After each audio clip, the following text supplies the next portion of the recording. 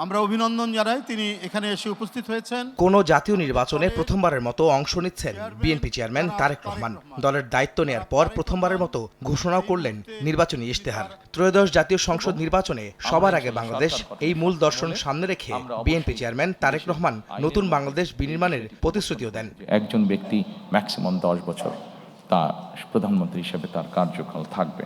সংসদে উচ্চ কক্ষ প্রবর্তন করতে চাই। রাজধানীর সোনারগাঁও হোটেলে বিএনপির নির্বাচনী ইশতেহার ঘোষণা অনুষ্ঠানে উপস্থিত ছিলেন বিএনপির কেন্দ্রীয় নেতৃবৃন্দ ছাড়াও বিভিন্ন রাজনৈতিক দল ও বাংলাদেশে নিয়োজিত বিভিন্ন দেশের কূটনৈতিক ও সুশীল সমাজের নেতৃবৃন্দ।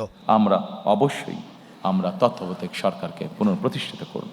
বিকেল 4টার আগে দলীয় ইশতেহার ঘোষণা শুরু করেন বিএনপি চেয়ারম্যান তারেক রহমান। বলেন, প্রতিহিংসা নয়, সহনশীল রাজনীতির পথে হাঁটতে চায় বিএনপি।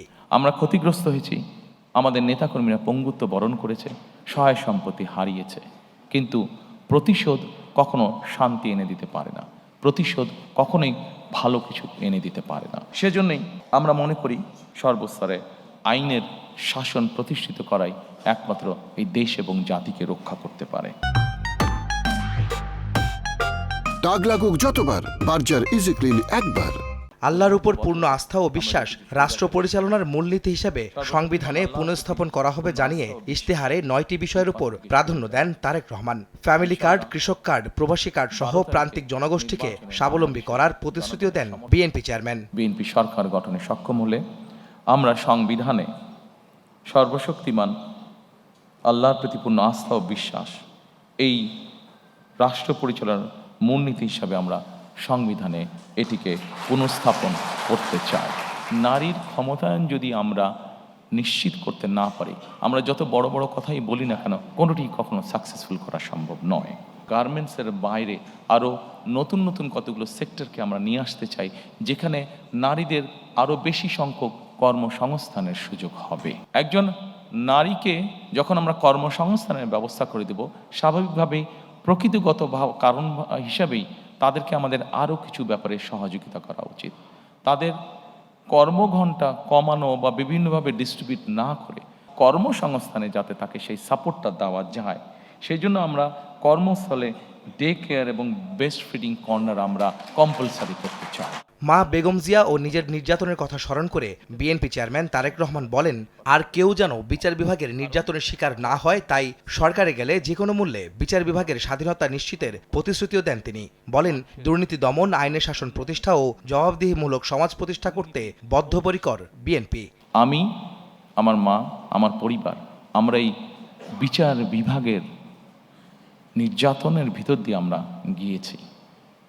প্রিয় সহকর্মীবৃন্দ, একজন মানুষ হিসাবে, একজন রাজনৈতিক কর্মী হিসাবে আমার সর্বোচ্চ চেষ্টা থাকবে যে কোনো মূল্যে বিচার বিভাগের যে স্বাধীনতা সেটিকে নিশ্চিত করা। কারণ আমি নিজে ভুক্তভোগী কিভাবে বিচার বিভাগ একজন মানুষের জীবন, একটি সংসার ধ্বংস করে দিতে পারে। দুর্নীতি, আইনের শাসন এবং জবাবদিহিতা, আমরা যদি এই তিনটির ব্যাপারে কঠোর পদক্ষেপ গ্রহণ না করি, তাহলে আমরা আমাদের কোনো পরিকল্পনাকেই সফল করে গড়ে তুলতে পারবো না। ভঙ্গুর অর্থনীতি পুনর্গঠনে বিদেশি বিনিয়োগ বাড়ানোর পাশাপাশি হয়রানি বন্ধে নানা পরিকল্পনার কথা জানান তারেক রহমান। যত বেশি সংখ্যক কর্মসংস্থান তৈরি করা, যত বেশি সংখ্যক দেশি এবং বিদেশি বিনিয়োগকারী যারা আছেন তাদেরকে উৎসাহিত করা, প্রতিষ্ঠান তৈরি করা, বিনিয়োগ করা, বিনিয়োগের মধ্যে শিল্প এবং শিল্প প্রতিষ্ঠান তৈরি করা। কারণ বিনিয়োগ করলে প্রত্যেকটি নাগরিকের আয় যত বাড়বে, রাষ্ট্রের আয়ও তত বাড়বে। পররাষ্ট্রনীতি প্রসঙ্গে বিএনপি চেয়ারম্যান বলেন, দেশের মানুষের স্বার্থ আগে প্রাধান্য দেবেন তারা। জানান, প্রতিবেশী সহ সব দেশের সঙ্গে বন্ধুত্ব হবে ন্যায্যতার ভিত্তিতে। রোহিঙ্গা সমস্যার সমাধানে নিরাপদ প্রত্যাবর্তন নিশ্চিতের কথা দেন বিএনপি চেয়ারম্যান। যাদের বন্ধুত্ব সহযোগিতা পেলে আমরা আমাদের দেশে নতুন ব্যবসা বাণিজ্য প্রতিষ্ঠিত করতে পারবো, আমার দেশের মানুষের কর্মসংস্থানের ব্যবস্থা করতে পারবো, আমাদের দেশের অর্থনৈতিক অবস্থা শক্তিশালী হবে। অবশ্যই আমার দেশের স্বাধীনতা এবং সার্বভৌমত্ব অক্ষুণ্ণ রাখবে। এইটার ভিত্তিতেই আমরা আমাদের পররাষ্ট্রনীতি পরিচালিত করব। আমরা রোহিঙ্গা প্রত্যাবর্তন, সেফ প্রত্যাবর্তন আমরা নিশ্চিত করতে চাই।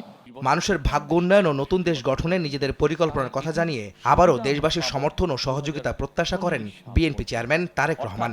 আমাদের যারা এখন ইয়াং জেনারেশন আছে, এদেরকে যদি আমরা আগামী 40 সালের ভিতরে কর্মসংস্থানের ব্যবস্থা করতে না পারি, তাহলে আমরা আমাদের অর্থনীতি যে গতি আছে এটিকে আমরা তৈরি করতে পারবো না। আহমেদ সালেহীন, সময় সংবাদ, ঢাকা।